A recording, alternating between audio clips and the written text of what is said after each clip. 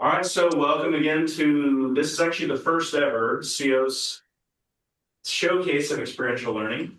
So if you don't know, I'm Fred Pollender. I'm the career person in the college, and I really want to make sure that career and experiential learning is something we highlight and prioritize and make it a regular occurrence of things that we do as a community of learners. So this is all about giving folks a chance to talk about what they've done in their internship or research projects. And I want to make sure you all get a chance to learn how they went about doing this and how they got some value out of it. It's a career development activity. So with that, I want to welcome Tess to join us first.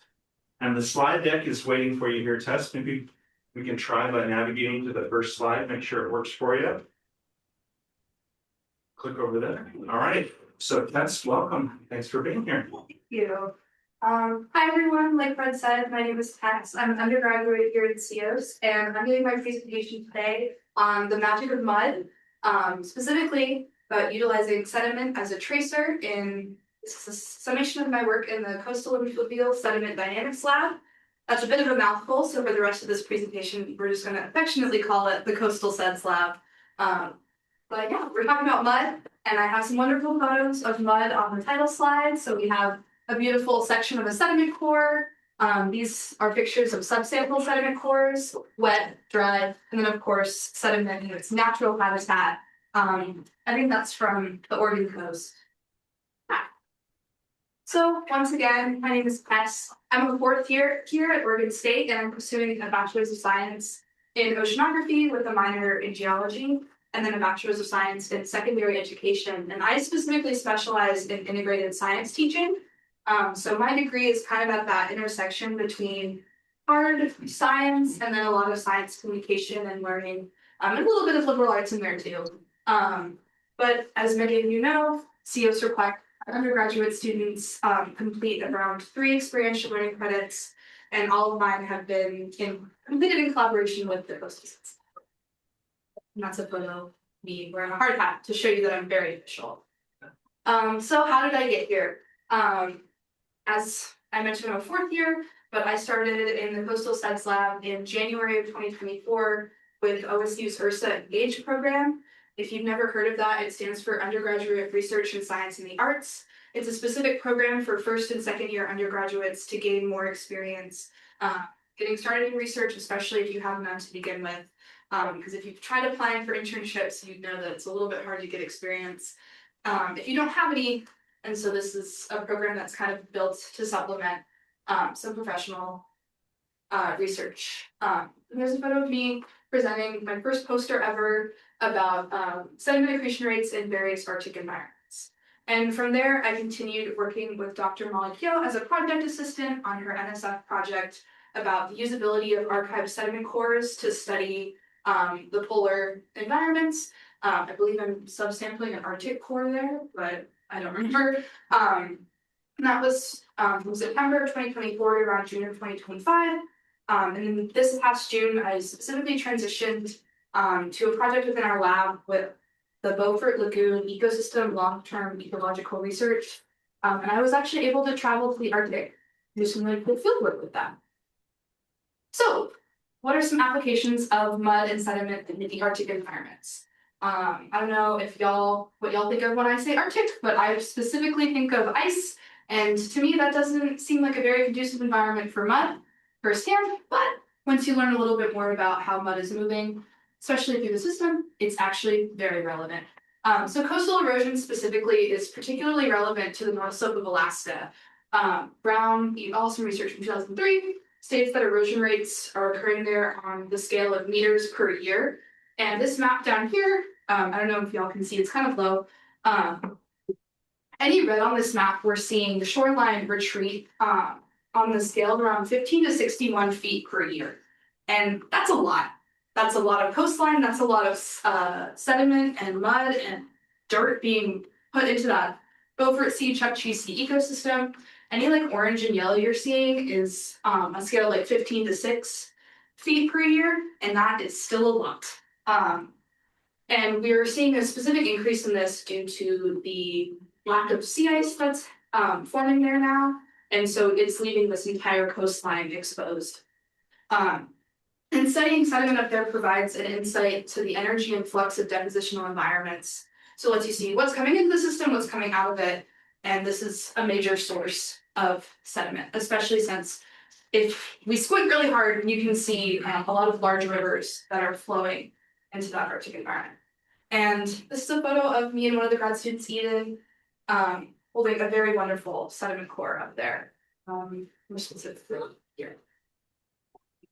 So I spent my August above the Arctic Circle in a fun little place called Ukjavik, formerly known as Barrow, so all the way up here.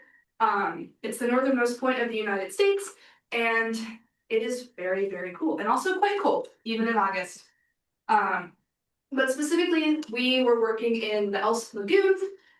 This is a photo of Elson Lagoon. It's around this region right here. Pretty shallow, only around 4 meters deep at the deepest point.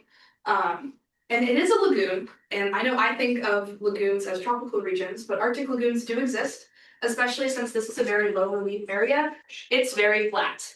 And I grew up in the Pacific Northwest. I'm used to mountains, no mountains here. These are some photos of the tundra, very, very flat, as you can see. This slide is just an excuse for me to show beautiful pictures. But this is a photo of Elson Lagoon. If you really squint, this is the barrier island. And then this photo was taken at 1 in the morning. So land of the midnight sun. And the overall project that we were up there doing focused a lot on the ecology of the lagoon. As I maybe should say, I'm not a biologist, but there's a cute little whelk over there, and I learned to love the snails that we kept finding in the sediment traps. So when you're up there, what kind of field data are you collecting? So my lab specifically deals in about 2 field methods: mooring deployments and sediment coring. So mooring deployments involve active sensor measurements. We're looking at about 5 major sensors on this mooring that we deployed right here.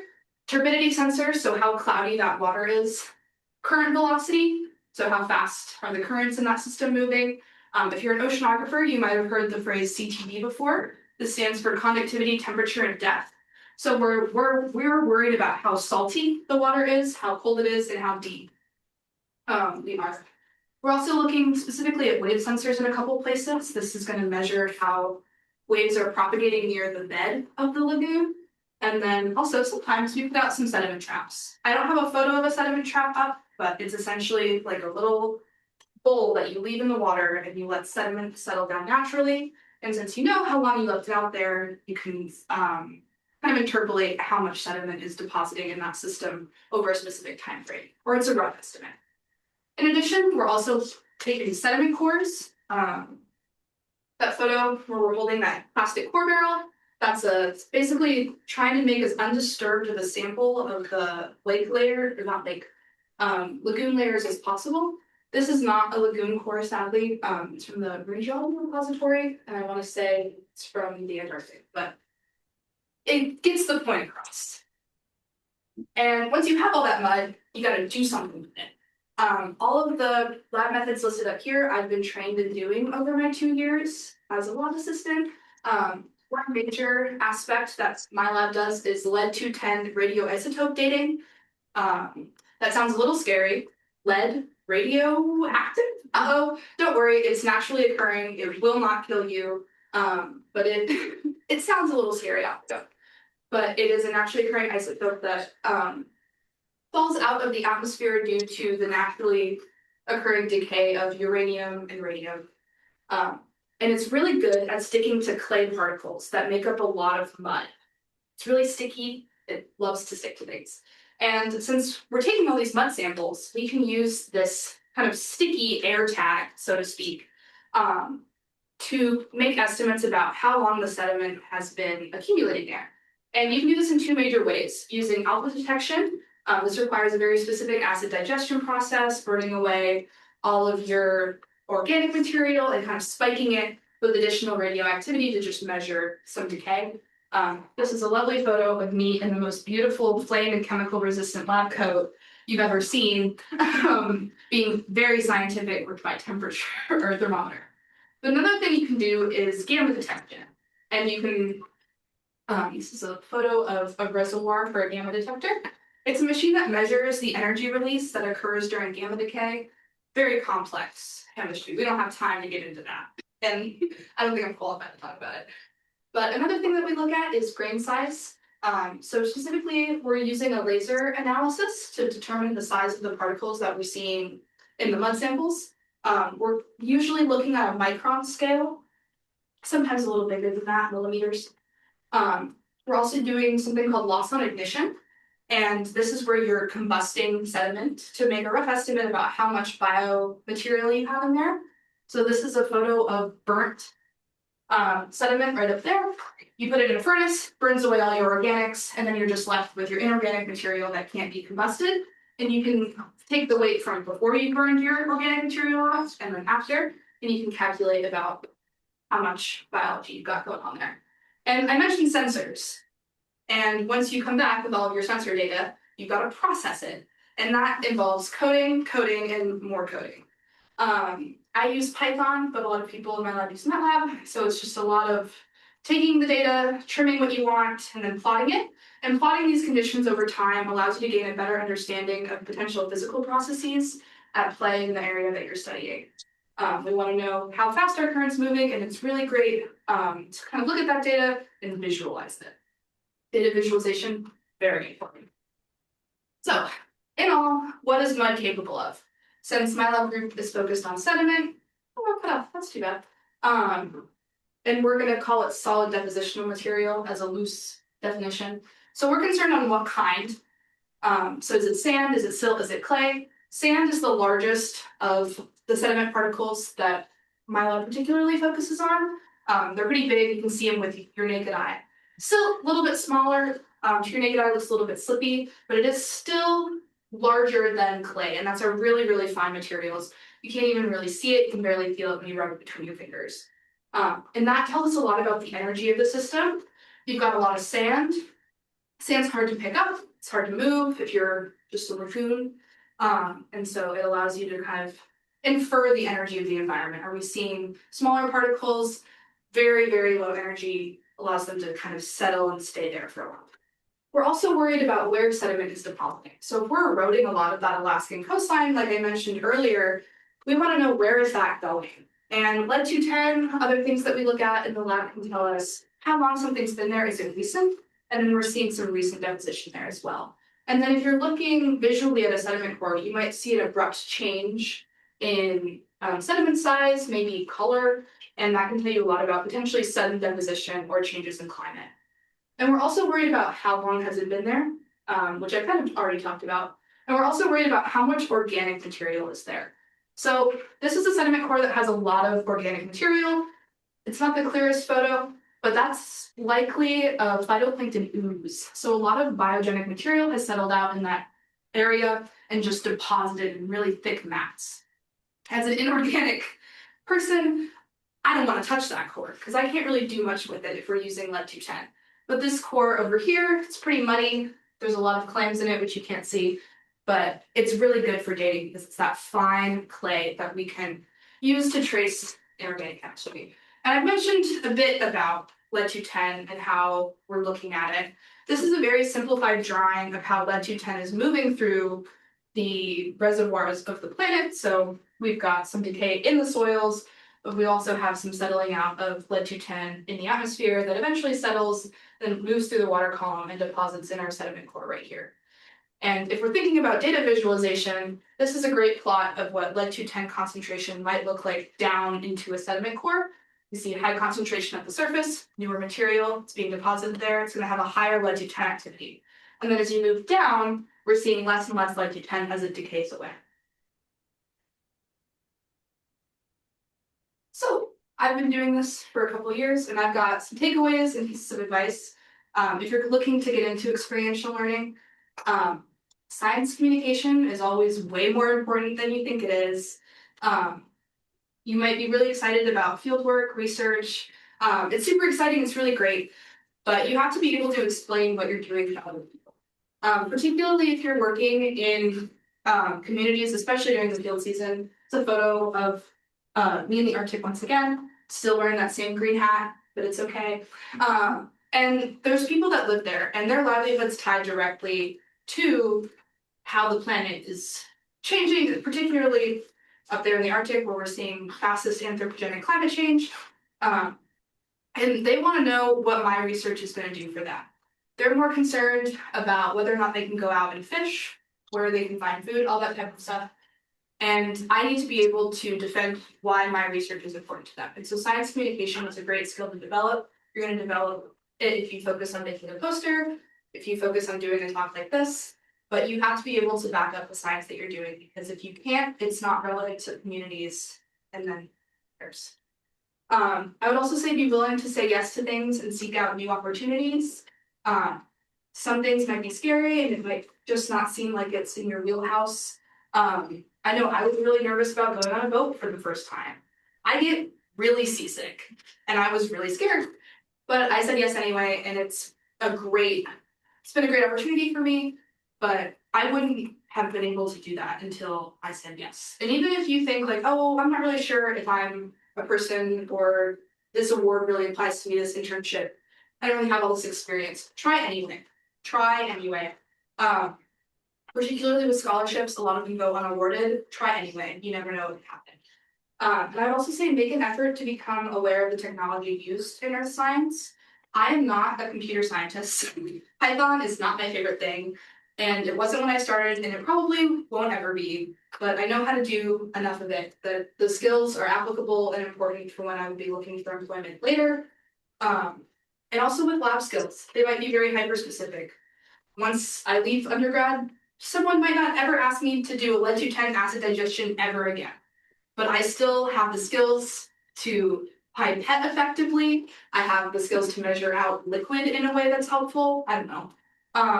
But I would say be willing to learn new lab skills and just know that they're transferable. There's always going to be something that's relevant, and make an effort to be able to explain that to other people. So yeah, thank you to everyone who has mentored me over the years. And I really appreciate everyone on this list. Thank you.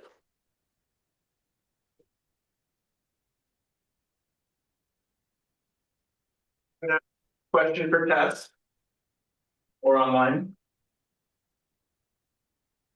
On the back? Yeah. I was wondering, like, did you learn coding while in the lab? Like, is that where you started picking it up, or like? Oceanography requires that you take a data analysis class, so I think my basics were learned there, but I think doing more like lab data processing has definitely helped me be more familiar with like non-learning like data sets, because when you're taking a class, they're going to tailor that information to like something that's easy to do so you can get the skills down. But I think maybe the thing that I used to struggle with the most was like importing files and like having them read the data. That's something I wasn't super familiar with. And so I think those kinds of skills and being able to manipulate data on my own and just gain a better understanding of how scientists process data and how to like actually get something from it, that was maybe something I learned more how to do in the lab. Yeah. Any other questions? All right, thanks again, Tess. Great.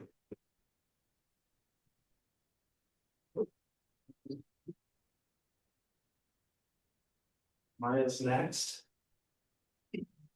Hey.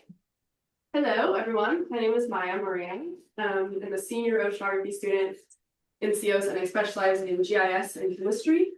I also work in the fluid development lab. So today's going to be a lot of Arctic sediment. But I wanted to ask how many oceanographers we have or geologists. Okay, and then how many are environmental scientists?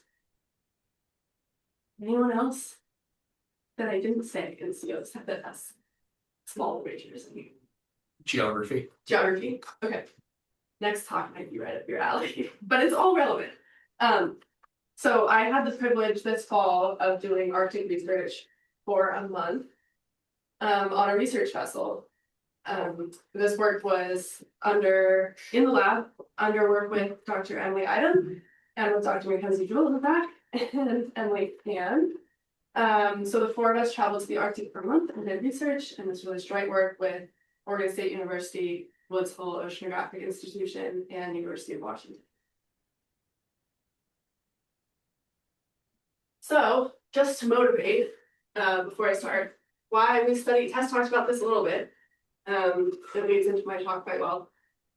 Why we study polar regions. Anthropogenic climate change is amplified in polar regions because of the loss of ice, of reflective surfaces, means the area is warming faster than temperate or equatorial regions.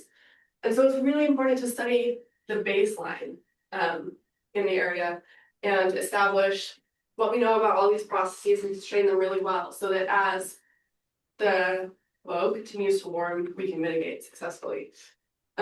So this study was focused on the interactions between waves, sea ice, and sediment during the freeze-up season for landfast ice along the Alaska North Slope. So landfast ice is ice that forms on land first and extends out into the ocean.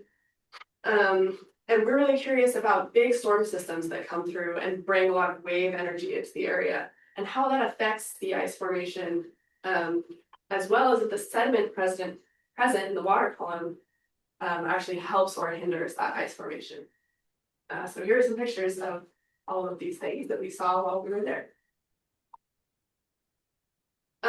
Just to establish some context for everybody, there were researchers from all three different institutions that all came together. We flew from each of our institutions from Corvallis to Anchorage, Alaska. We drove to Seward, Alaska, and that's where we met the research vessel and the rest of our science party. And we transited all the way around the state of Alaska through the Bering Sea and the Chukchi Sea to the Beaufort Shelf. So big waves. It was a long time. And so that was after a lot of preparation, many months of Zoom meetings and packing and coordinating between all three groups about what we were interested in accomplishing while we were there in the Arctic. So this is a map of our study site of all of our mooring locations where we wanted to put out buoys or anchor packages. And so we wanted to really have high density of measurements in a little square in the Arctic to really understand really well what's happening in that one area.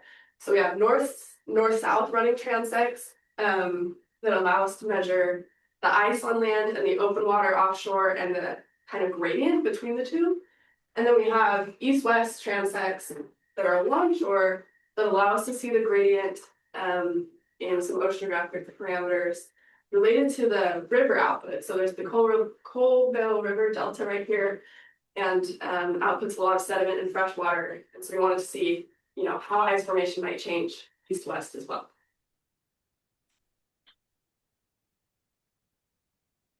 Here's a little bit about life on research vessel Celiac. A lot of my internship and research experience this fall was learning how to live on research vessels and with many kinds of people. So here are pictures of the vessel. There are many, many decks to get used to walking around safely while it's wavy. Here's a silly picture of the whole group of us. I got to meet a lot of new researchers from different institutions and hear their past experience with seagoing research, what they're interested in studying, and just what they do in life. And so also a really big part of working on a research vessel and living there for an entire month is safety training, of course. So here are some pictures of our safety training. This is me in my survival suit. This is what you would put on if you had to disembark the vessel, if you had to jump overboard. If you were in the morning, of course. So this is really important in Arctic regions because if you go overboard for some reason, hypothermia would set in a matter of minutes. So it's really important to learn all of these skills and know how to behave safely on these vessels while you're out there trying to accomplish the science.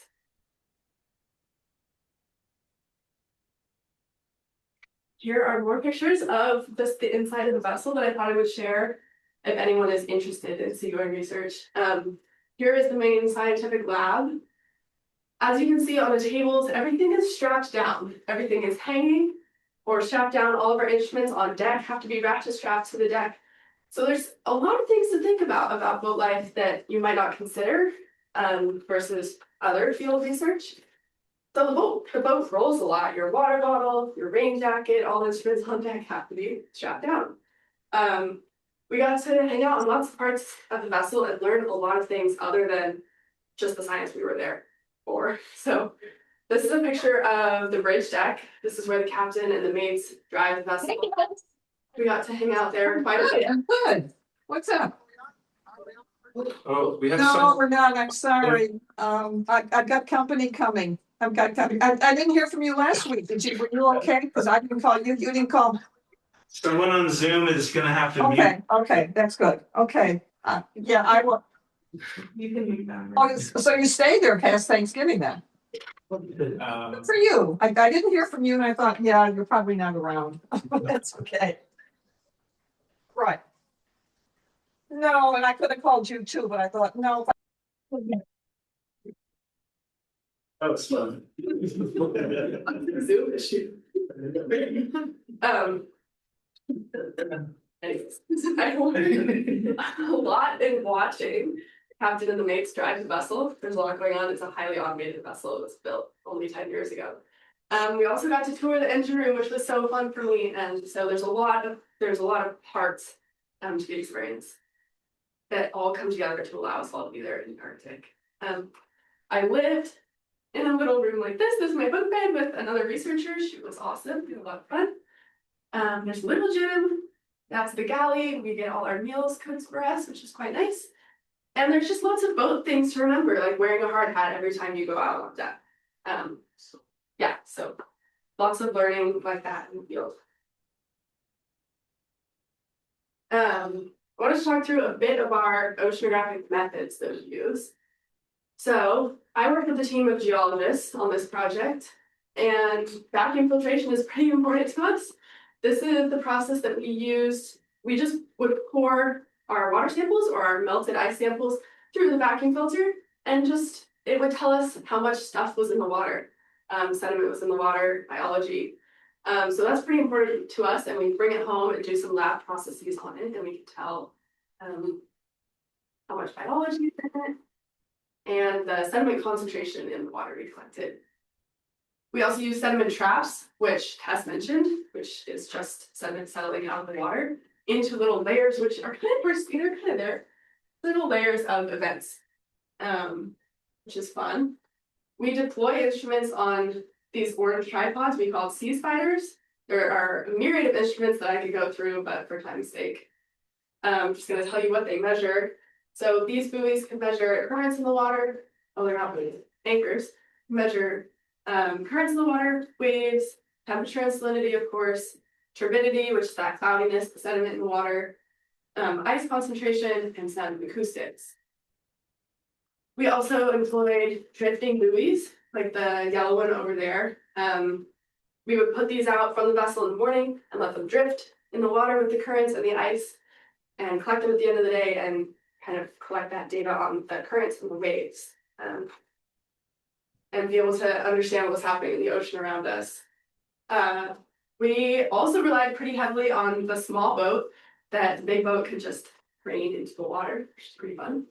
And it allowed us to get really inshore, really shallow, and take sediments of the ice near shore and just kind of grab the ice.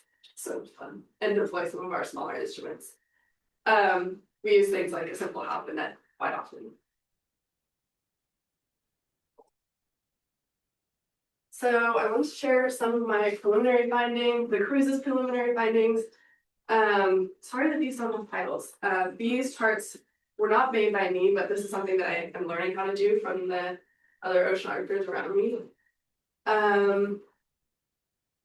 This one here is the electronics lab on the vessel, and it has screens of many instruments that are talking to it at the same time.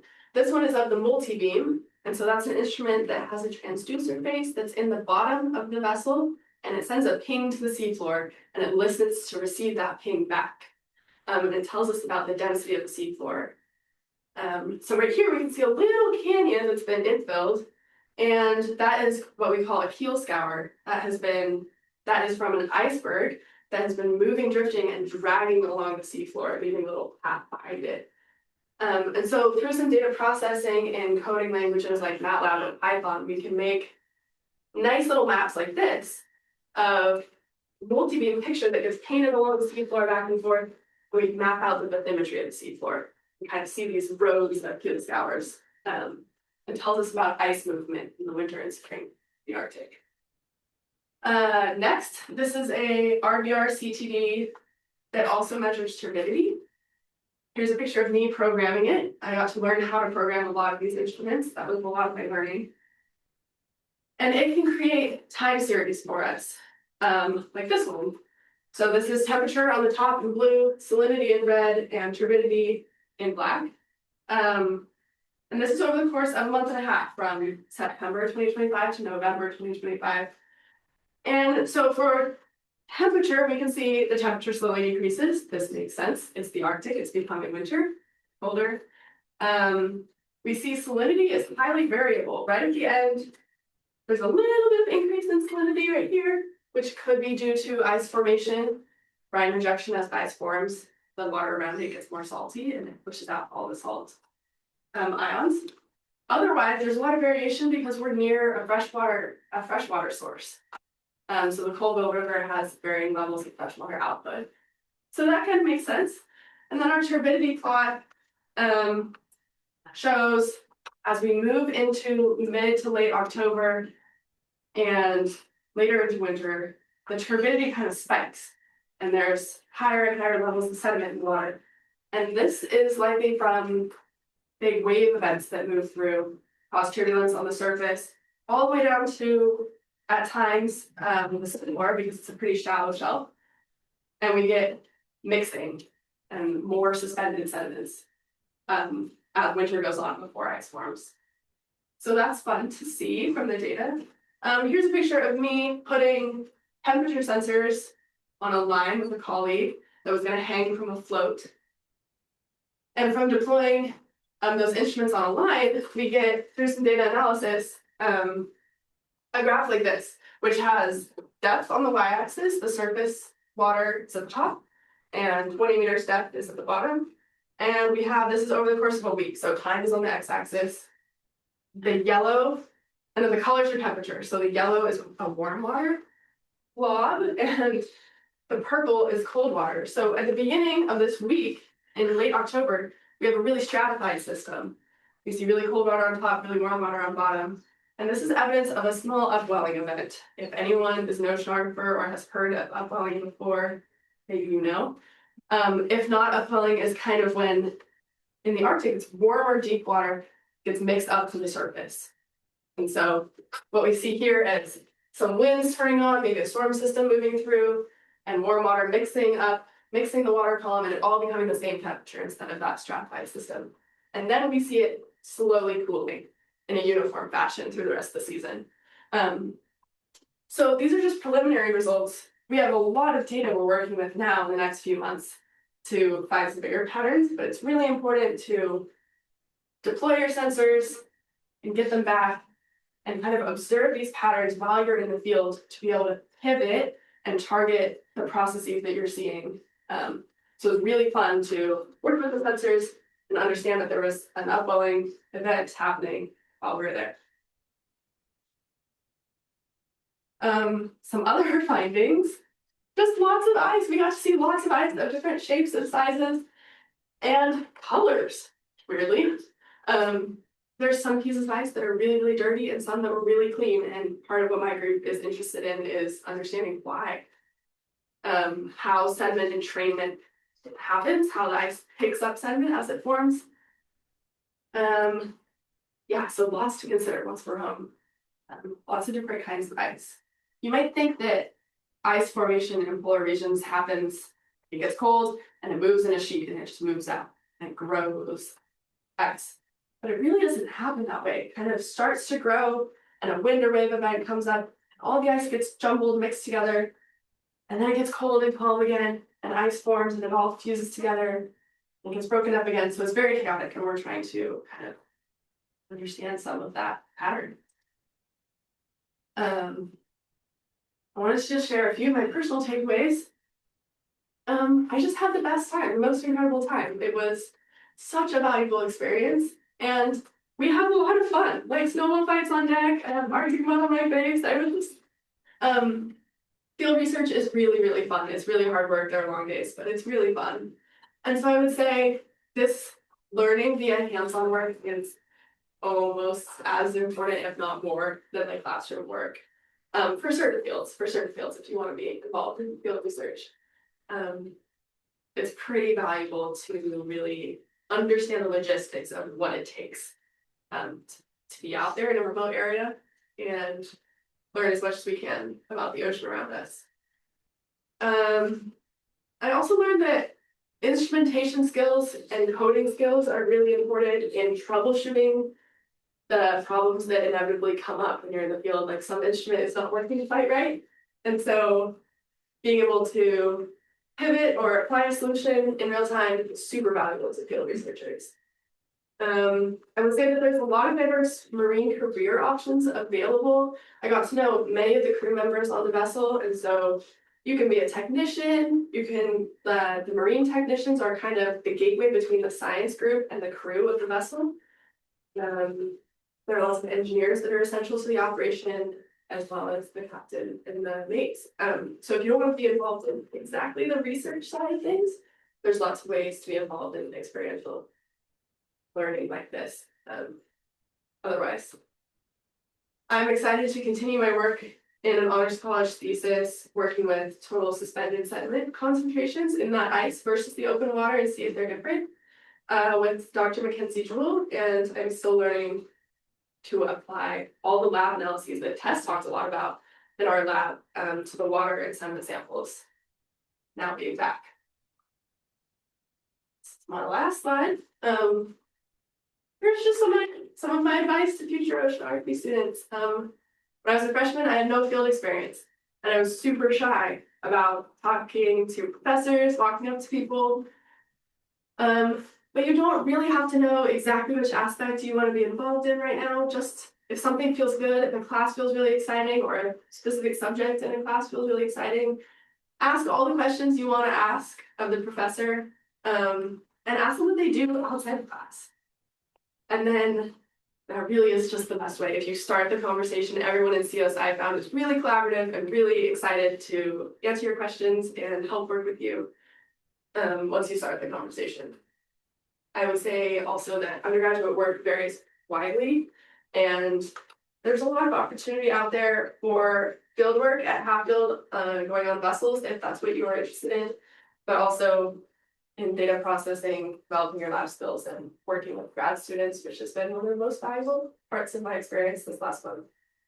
And this is my plug to also consider tech jobs if the whole world of academics is not totally for you. Once you graduate, there are a lot of technical positions and need for mechanical work also in marine science. And I would just say thank you for everyone who allowed it to happen. It was a pretty incredible experience to get to live there for a month. And everyone I worked with made it super, super special. So I'll take any questions now.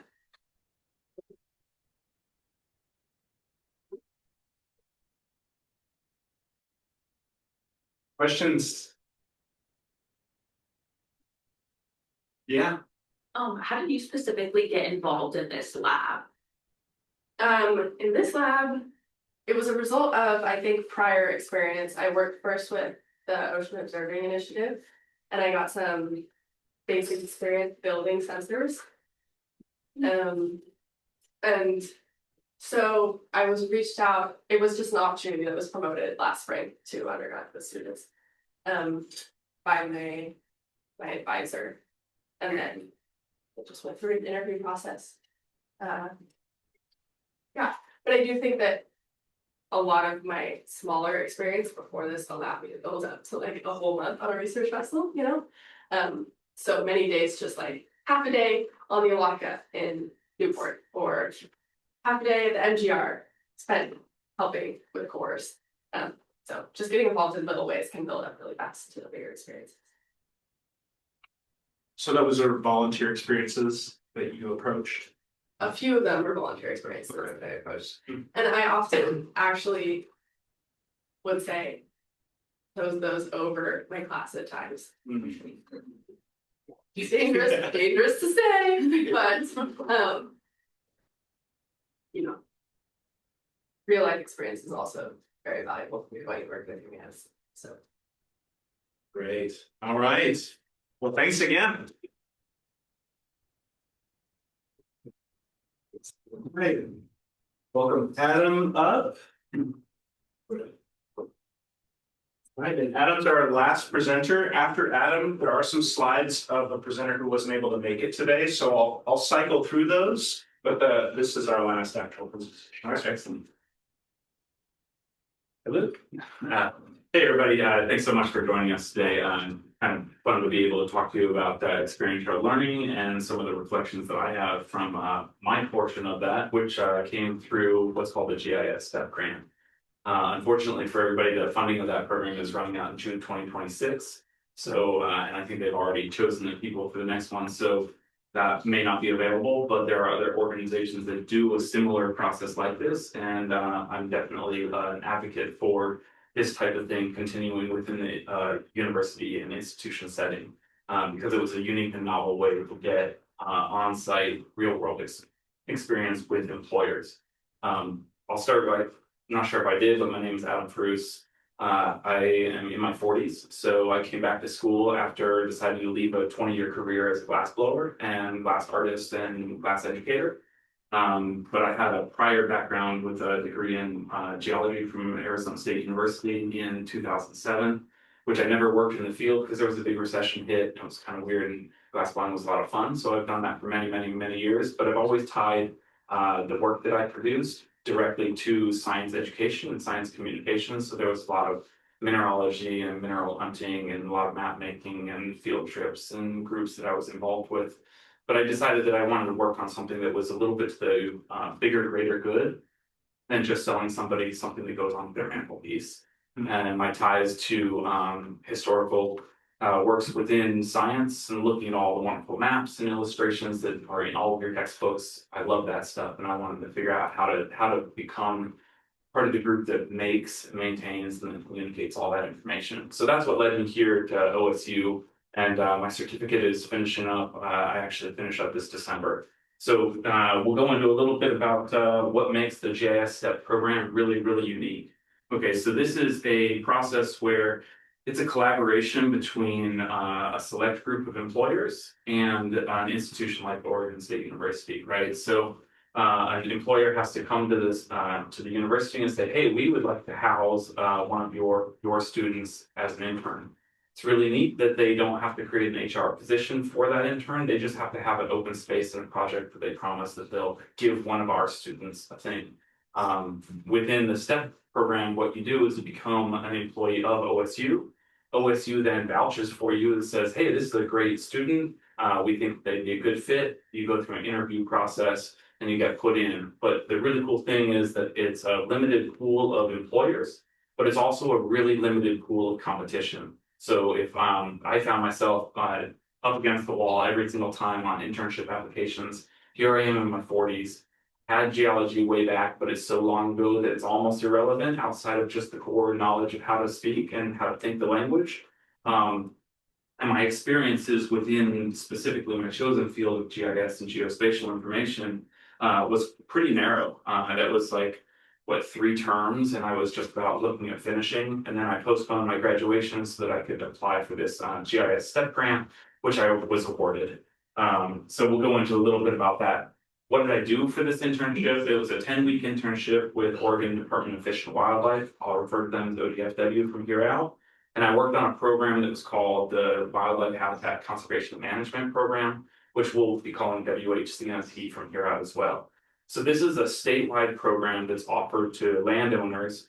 This is a tax incentive in the form of a tax deferral on land that you're actively enrolling in. And it's designed so that land gets put aside specifically for healthy habitat conservation, so that we can have connected roadways throughout all of Oregon as we continue to grow and we see infill and other urban development in general. So this is county specific. You'll see the map of Oregon is not completely filled in.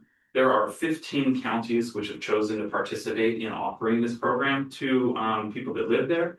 And out of that, when I started, there were 338 properties enrolled. And that was spread across the workload of managing those properties was spread across 6 different watershed managers. Okay, so this is all throughout the state of Oregon.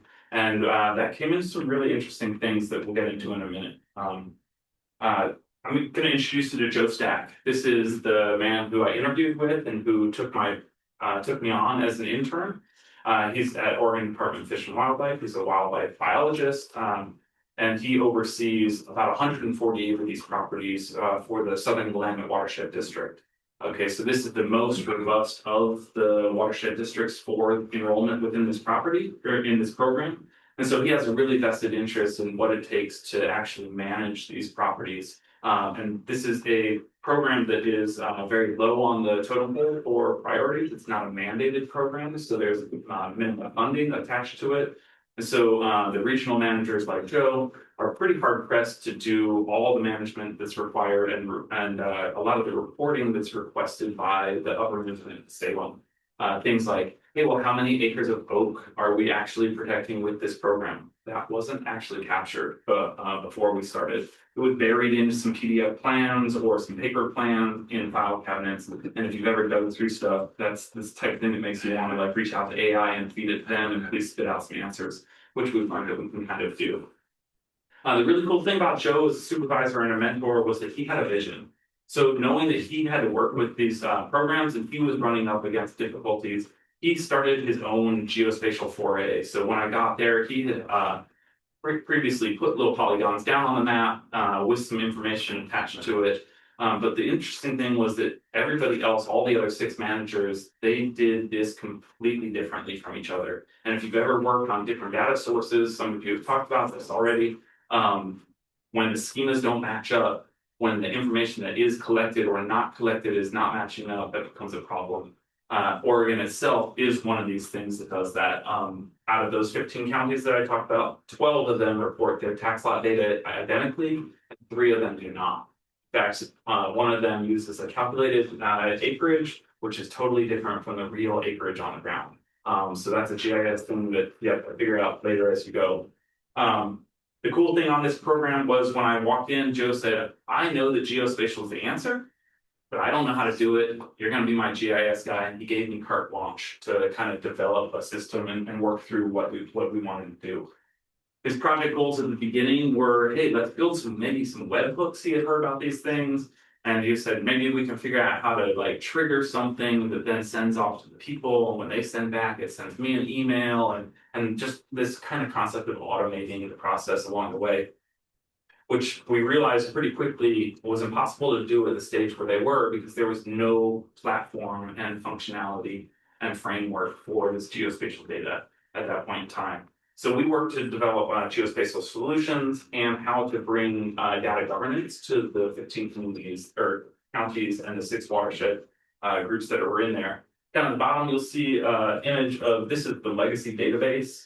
And if you kind of right in the middle, there's one column called tax lots, right? And this was right off the bat, one of the things that we noticed was really weird. The way that they were reported, these different counties report their data differently. Some use a map tax lot, some use a different number. There's different catenation zones. So everybody's going differently. And sometimes when a project might go across 3 different tax lots, which is the example up in the top here, only portions of those tax lots are actually enrolled. So how do you track how much of each one of those tax lots? Because this is what we're reporting off to the tax incentive or to the tax assessor's office. So this is real world. There's a lot of real money involved in this. And there's a little bit of teeth for you, a property owner, if you were to not fulfill the requirements on your side, which means that you need to work the land a little bit. You're actually actively creating new habitat. You're helping grow robust habitat. Maybe you're taking out invasive weeds. So there's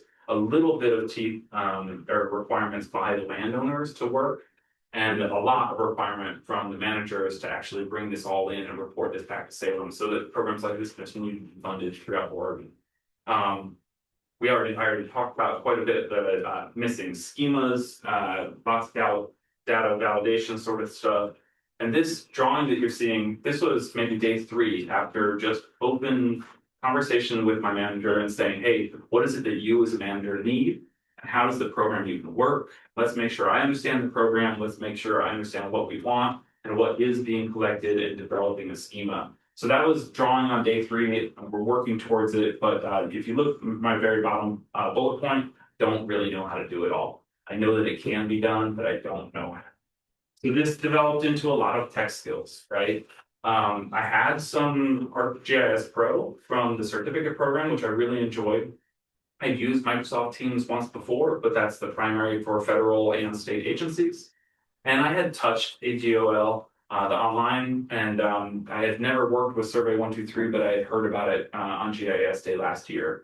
Turns out file sharing is really huge. And development of the tech skills, one of the cool things outside of the GIS specific skills like Python coding and all this other stuff, was that you have to learn how to reach out for help. Okay, so this was not in a classroom.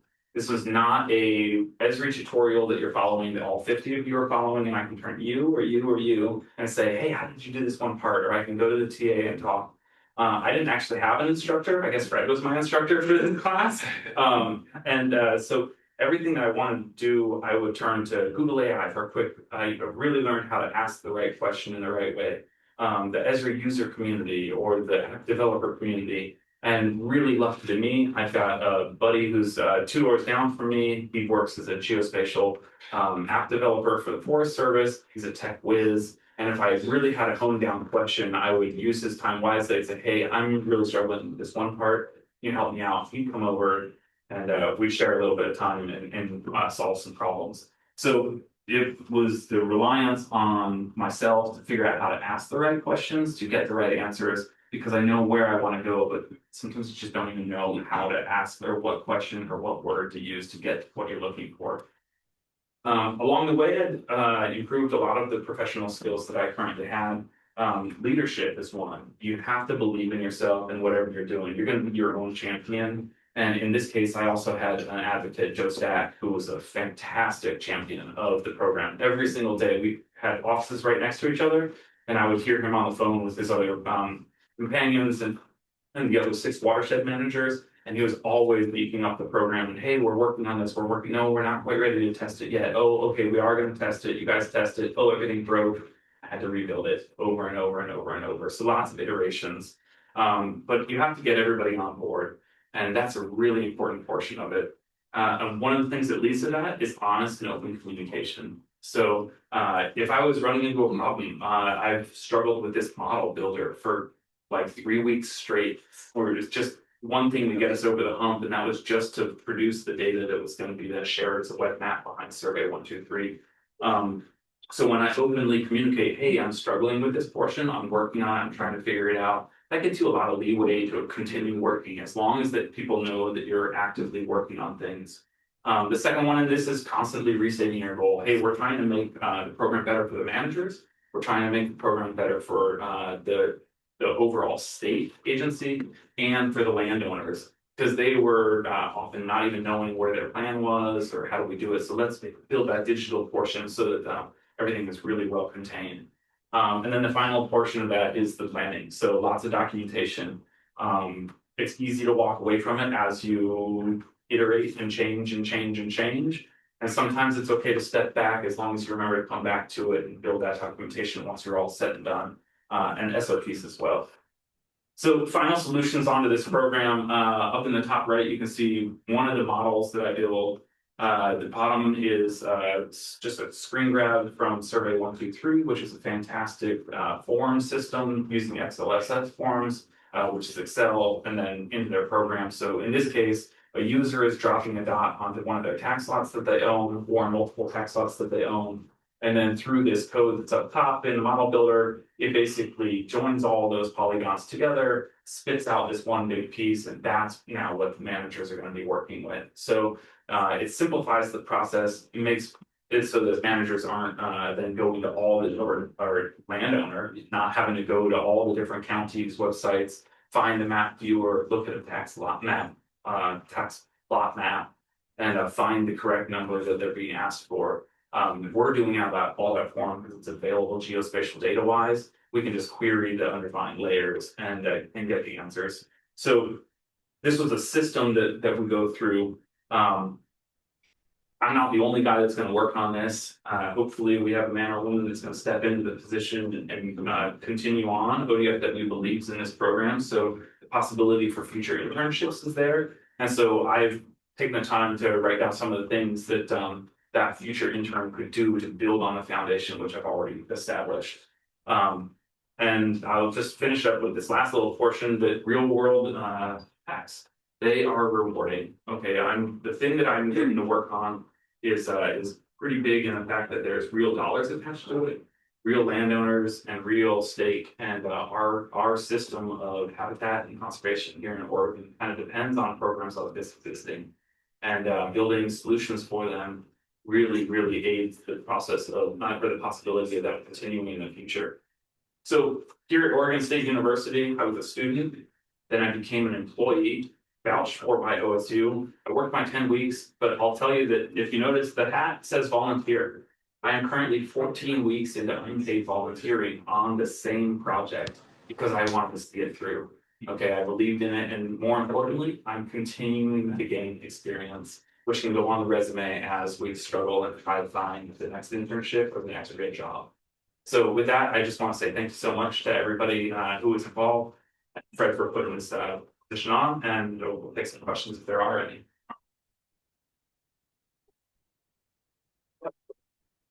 In the room or online for Adam. So you were outside of OSU for a while and you didn't do URSA or any of these undergraduate research opportunities. How did you find yourself kind of in a position where you could be vouched for by OSU and do these opportunities through OSU? Yeah, so that's a great question, actually. I was up against the moment of, so let's say when I did my undergrad, I didn't work in the labs. And I kicked myself for years over not doing that because that's such an important portion of the experience building. So then coming into OSU, I thought because I was involved in the program, here I am getting a certificate, like a little mini degree, right? Or piggyback on previous, just to say, hey, I'm back in the game. But I found that that was not enough, and I had zero experience in that. It was just that I had begun it. So no internships were popping up. We're talking only 3 terms until I was ready to graduate, until I postponed for this. So trying to find those internships, I came up to the wall of graduation and saying, oh my gosh, like I need this internship experience. It's one of the most valuable things. I didn't do it before. I had been working towards it the entire time that I was in, but nothing had really bitten. And then I was in class with Lori Becker, GIS 460, and we started talking. She said, hey, there's this GIS step grant thing. You might be able to get into it. I actually had to drop a class so that I wouldn't graduate. It's just so I would be eligible. And then it was, just writing some essays and getting in. But then once I was into that position and got awarded the GIS steps grant in general, part of their thing was that they promised to help get you into an internship. And so that's how that really developed in. But it was amazing. And any institution that offers a program like this, I definitely say is great. I know Portland Community College has something very similar that's still robust and active. So if you're looking for something like this, I know OSU's time is currently running out, but they might be able to up the funding or get that back in with continued support. So I hope that answers the question. Yeah, excellent. We have time for maybe one more quick question.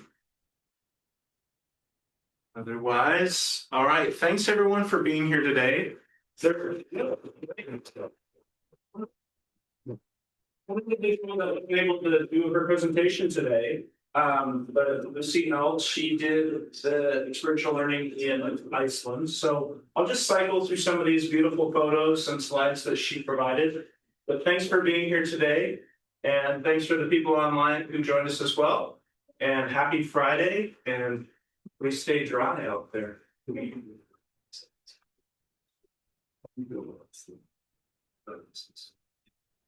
Soft skills. Don't forget about the soft skills. Adam, you mentioned that too, and reaching out. Right? Without the cool keyword soft skills. Remember that next. First, hard skills. We'll substitute for those. She has some great photos. So I want to make sure to highlight some of Lucy's experiences here. I mean, Iceland, what a great place to spend some time.